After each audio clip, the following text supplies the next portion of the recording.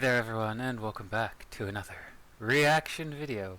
Now, real quick, if you guys watched yesterday's video, not that you necessarily have to, I just make these videos for fun, and it's kind of a hobby, but if you were wondering about why the quality was so low, that literally has to do with YouTube. Because honestly, I record these videos in HD, so it's probably like the buffering on YouTube's part for the video once it's uploaded took so long. But I checked before recording, and then yeah, now you can watch it in HD. Still sucks that one character died though. And yes, for those of you who haven't seen it, the reason why I say that character is so that I don't spoil who dies. At least he died heroically, right? Anyway, today we'll be reacting to D&D players. What joke character has become a total powerhouse? I honestly still want to try D&D, you know? But I have no idea where to start. Hey everybody, Brian Von Vier here. The last time we talked about jokative characters, or characters that were complete nonsensical, becoming powerhouses, we had a pretty good response to that. And me, personally, I actually had a lot of people message me asking me about the entire concept of it, and I've had, let's just say, hours and hours of discussions of that over on my Twitch. But that being said, we are finally prepared to give you the sequel. What joke character has become a total powerhouse? Part 2. If you have a story to share with us, you can do so in the comments below or over there on our subreddit r/MrRipper. Everyone thought that the Kenku Druid was an idiot. He talked like a parrot, even going so far as to dye some of his feathers. He only wild-shaped into monkeys and an octopus that one time at sea. Everyone an octopus, made fun of him behind his back, making tentacle jokes at his expense. Oh, everyone sorry. thought the foolish Kenku was as good as dead as he shifted into his monkey form and climbed the tower full of the dangerous pirate organization known as the River Dukes all alone. Little did they know, they underestimated the wrath that nature brought. Oh There dear. were suddenly cries of anguish, bandits being thrown out windows, the sounds of chaos erupted. The party jumped to action, unsure of what was happening to their Kenku friend. They fought to the second floor of the tower, where they were met with a grisly sight. 8 pirates laying in a puddle of some unknown black substance. Signs of destruction everywhere, broken tables, torn banners, and black gunk everywhere. The party heard panicking from the floor above. Fearing for their friend's safety, they rushed to the next floor where they saw the strangest sight. A giant octopus strangling 2 pirates while pinning down a third under its own body. Guys, Neat! Giant octopi are a stupidly overpowered form for moon druids. My party quickly shut up about all the jokes and stuff after that encounter, even naming my character the captain of the ship. After we obtained numbers. Let's talk about them. And then bowed down to Firstly, him. 10 feet land movement speed and limited amphibious that allowed me to hold my breath for up to an hour.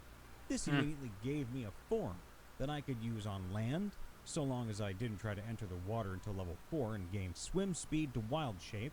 DM ruled I could still shift into forms I don't meet the level for, so long as I don't use the movement speed.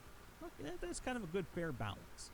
Alone, it doesn't sound too good, but paired with Longstrider spell, that worked pretty well. Secondly, a +5 to hit. That would be 2d6 plus 3 damage at a 15-foot range tentacle attack. That is insane. And paired it up with the Sentinel feat, I could easily lock down any target while preventing them from reaching me. What's more, if I hit with the attack, the target must immediately make a DC 16 grapple save or be immediately grappled, which allowed my allies to get advantage. Either way, the enemy isn't moving any more that turn. Third, oh dear. It's HP. On average, it has 52 hit points. Sure, it has an 11 AC, but with the Moon Druid's combat wild shape ability, capable of converting spell slots into HP, this 52 HP is more than enough to shrug off most things at early levels. Considering the second highest HP total you can get for that CR or combat rating is a giant hyena at 45 average HP, it serves as an excellent tank who can grab the attention of his enemies, or in this case, quite literally grab them. Speaking about combat rating, you may think that this creature, this absolute mad design of the world, would be a dangerous creature, one that Doubt would bring the end to an unprepared party. Yeah, you would be right, of course, kinda. but wizards of the coast thought otherwise. This beast, this tank, is a CR1 creature, meaning that Circle of the Moon Druids can theoretically shapeshift into them at level 3 or level 4, at the latest if your DM is a stickler for the Druid's swim speed limitation. Again, you can get past the giant octopuses or octopi's biggest downside by casting Long Strider on yourself any time within the hour before to effectively double your speed. As a bonus, you can use the Summon Creature spell to summon 2 of these at once, meaning 3 of these tanks could be on the field, prompting grapple checks against foes to help lock them down and cause chaos. Yeah, no Seriously, kidding. do not underestimate the power of the tentacle. There is a hentai joke there, but we are not going that far. That character Damn it. is a player character for a player on hiatus from my campaign, due to university stuff, of course. Of course. Steinberg Steel Trot.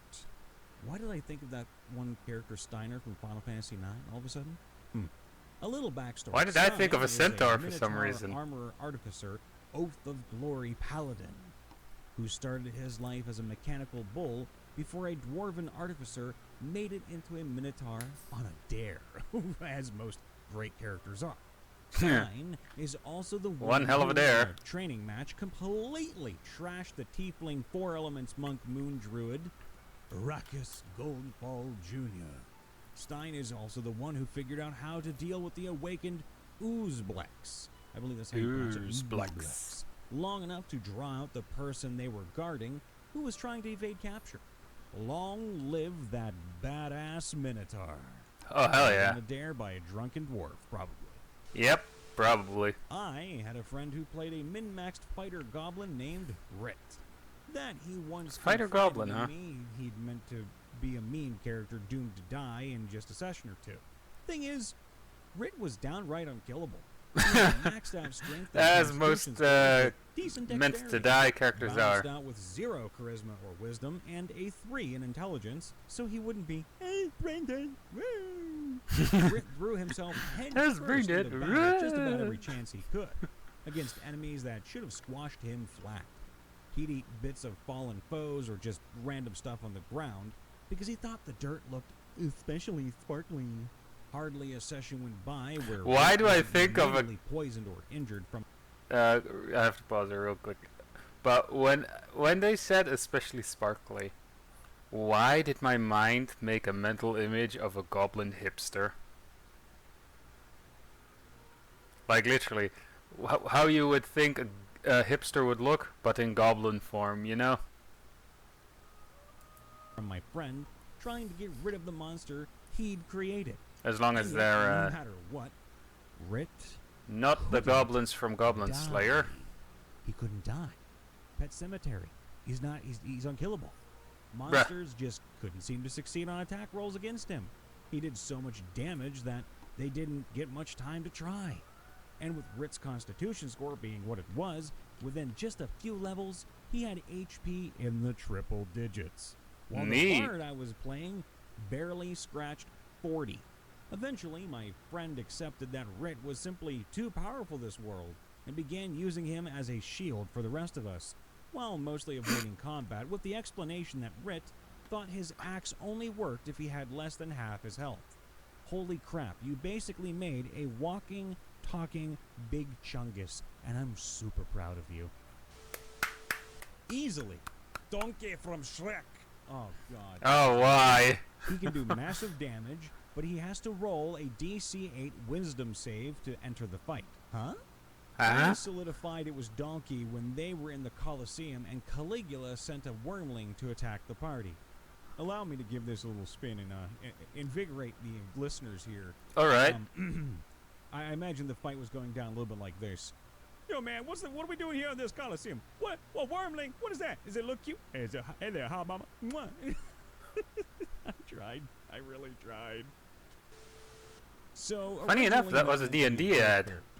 my DM And a is musical running ad. the Rime of the Frost Maiden campaign, which, if anyone has ever played, is one of the tougher campaign modules, especially starting at level 1. So, our DM gave us a guide. Also, spoilers for Rime of the Frost Maiden if anyone is actually out there interested in that campaign. Denth was a simple human fighter, a DM PC who was meant to die in the first session as our guide to set the tone for the campaign. He never died, did he? Well, we pulled off some good rolls to save him. Now my DM was fine with this. He believes in a fluid story, but he was still meant to Die. Denth had other plans. We swear the dice god and RN Jesus gave him a will to fucking live. Live, damn you, live! Our DM started rolling for him out in the open after session 2 because of how the gods damned lucky this single NPC was. It did not help that the rest of the party were completely chaotic without even trying. As an example, we may have summoned a whale in Diogen's hole onto a house with a potted plant inside the whale. None of us are druids or wizards, and we were only level 2. Don't ask. I'm going to fucking ask. Don't you tell me what not to do. What happened? How? So, after we reached level 4, the DM just gave up on killing him. So, during Denth's speech about retiring, a few of us made comments in character about him being blessed by the gods, to which Denth jokingly made a "Praise the Everlight" reference. We all looked to our DM out of character with shit-eating grins. Oh no. Fine, but I'm rolling a percentile dice with disadvantage because he's joking and only on a 100. We had to take a 10-minute break to stop laughing as my DM rolled 100 on percentile dice twice in a row. That's incredibly The lucky. DM was both crying and laughing as he described this scene. Suddenly, a shining boy. light interrupted the party's toasts Twice in at a row. Denth's words, engulfing him and granting him power.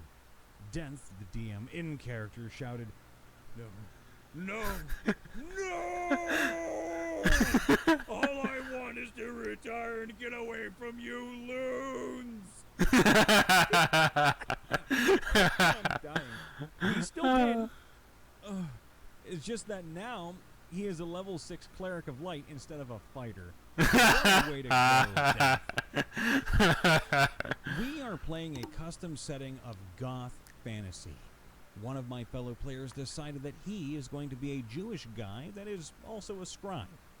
Basically, in the beginning, he would only follow the Wouldn't rest that of the be party normal, with his though? circumcision knife trying to perform. I don't know if I like this. Well, you know. Few levels in, he maxed out his speed, so each location we went into, he was the first one to loot it. For some time, this guy who was starting out as Also- just a meme is one of our main damage Yikes. characters. He has his ability to construct war machines and has almost impenetrable armor. Good thing is that he no longer is so fast because of the armor. Yeah, it would obviously slow him down a little Is he running around also, I forgot naked? to add, we also have this NPC, which is a DMPC, that is some kind of a god being trapped in the body and mind of a teenager. Yep, she Why? treats him like her father. Hey everybody, Brian Von VA here, back at it again, checking in. Figures. Anyway, I hope you guys enjoyed this video, and yeah, I'll see you guys in the next video. Of whatever I'll be making, but you guys can probably guess what the next video is going to be, so yeah, again, bye!